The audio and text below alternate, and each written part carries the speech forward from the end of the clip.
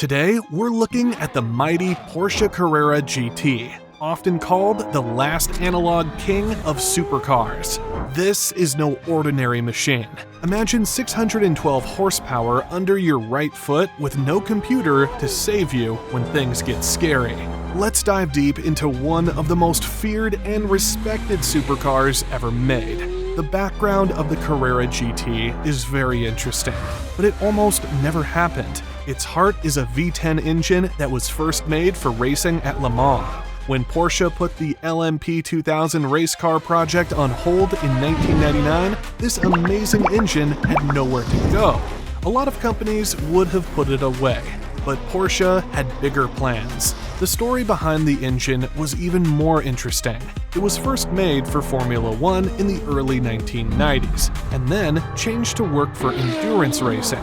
It was the result of years of engineering work by Porsche. The LMP 2000 project was cancelled so that resources could be put toward the upcoming Cayenne SUV, and sister company Audi could race at Le Mans without having to deal with competition from within the company. A lot of execs were against the Carrera GT project because they thought it would cost too much and be too risky. The board was split until Ferdinand Piëch, the grandson of Ferdinand Porsche and a champion of engineering greatness, threw his support behind the project, which made the money worries go away. Everyone was shocked when, at the Paris Motor Show in 2000, they showed off a concept car driven by this abandoned racing engine. There was a huge reaction. A lot of people loved it. It was still a huge risk to make it into a factory car. Because Porsche wouldn't cut corners, the costs of development were through the roof. The success of the Cayenne SUV gave Porsche the money they needed to make their dream come true. They went ahead with their plans to make 1,500 cars, even though the odds were against them. In the end, only 1,270 Carrera GTs were made from 2003 to 2006. Production stopped early because of changes in American safety rules. Each car was an example of how performance could beat economy. Computers were taking over racing cars at the same time that Porsche made something pure and unfiltered. The Carrera GT wasn't just a car, it was a message about how things should be when you drive. In terms of tech, let's talk about what makes the Carrera GT so unique. That beautiful 5.7-liter V10 engine is at its core. It has 612 horsepower and can rev all the way up to 8,400 RPM. When you press the gas pedal, this naturally aspirated monster responds right away, while turbocharged engines need time to build up power. The car is built around a carbon fiber monocoque frame, which is the same type of technology used in Formula One.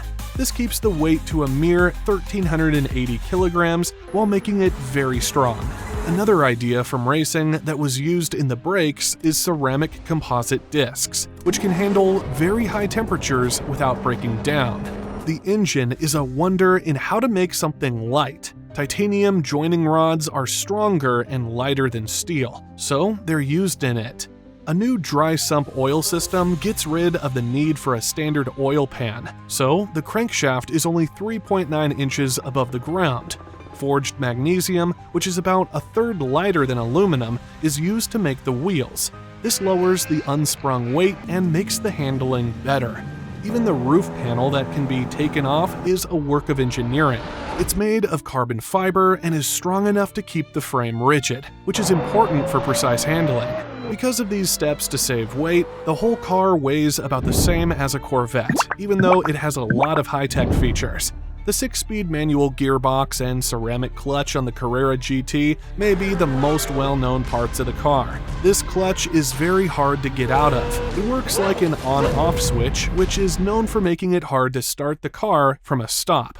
Skilled drivers say it has zero inertia, which means the revs go up and down quickly and without any delay. What this car doesn't have is what makes it really different from current supercars. If you make a mistake, there is no stable control to save you. Simple traction control is built in, but it can be turned off totally. This is how the car was meant to be. Porsche's engineers aim to make driving as simple as possible, with nothing in the way of you and the road. This car's every part does something. carbon fiber is used to make the seats so they are light. The engine is placed very low to make the car easier to handle. When you shift the car by hand, flat steel rods are used instead of wires to give you a more direct mechanical feel. This car wasn't made to be comfortable or easy to use in any way. No matter how hard it was, everything was aimed at making the best driving experience possible. There is nothing else on the road like driving the Carrera GT. As soon as you sit down on the carbon fiber seat and take hold of the small driving wheel, you know you're in for a treat. When you turn the key, that V10 goes off behind you with a sound that can't really be heard on tape. You almost feel like the handling is built into your brain. Every little move you make with your hands affects the front wheels right away. Not only do you steer this car, you also think it around turns. You can feel how much grip you have on the wheel, where your weight is moving, and when the tires are getting close to their limits. When going fast, the feeling is even stronger. The car stays rock solid even when going over 150 miles per hour thanks to its improved aerodynamics. At 200 miles per hour, that V10 wail sounds almost spiritual. It's a mechanical song that not many people will ever get to hear live. But don't get it wrong, this car needs to be respected. Walt Röhrl, a famous Porsche test driver, once said that it was the first car in his life that scared him. Even Jay Leno, who has a lot of expensive cars, drove a Carrera GT at Talladega.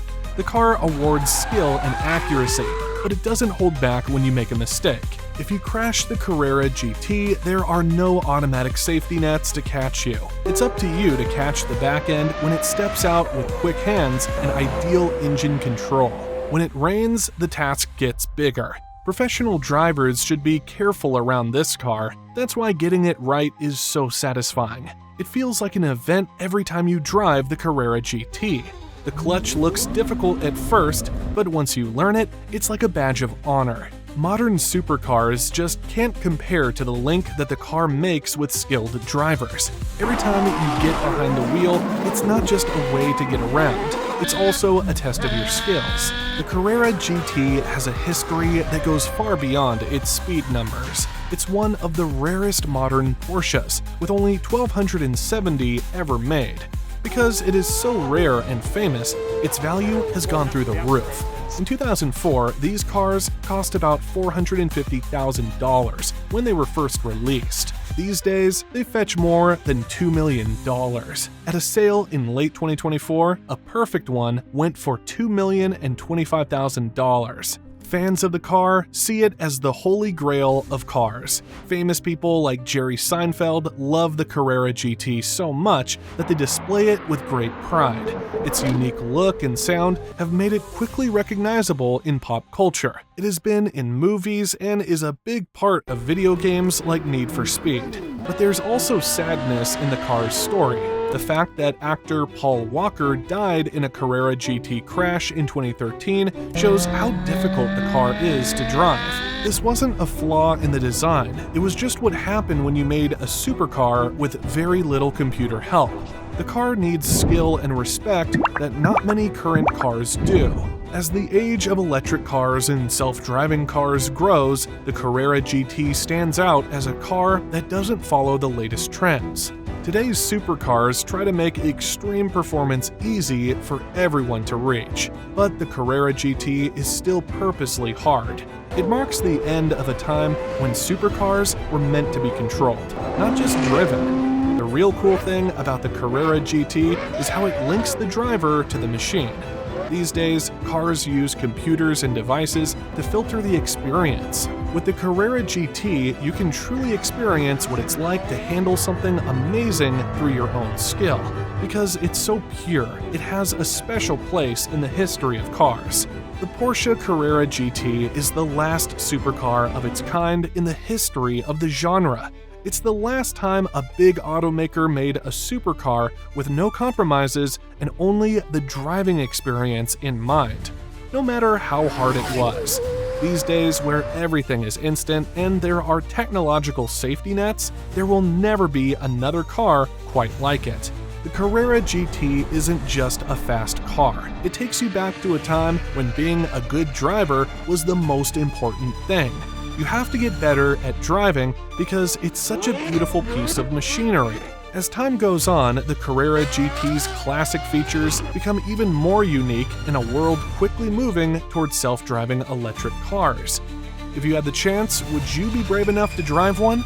Would you take on the task of taming this legendary machine, even though you know it will punish those who don't treat it with respect?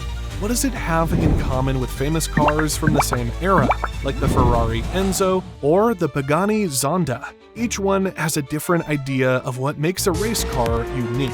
As the Carrera GT shows, great cars aren't just about numbers, they're also about how they make you feel and how they connect you to the world. They push us, scare us, and give us moments we'll never forget in the end. That's what makes them famous. What's your dream Porsche? Is it this analog monster or something more modern and approachable? Let us know in the comments below. Thanks for watching this video.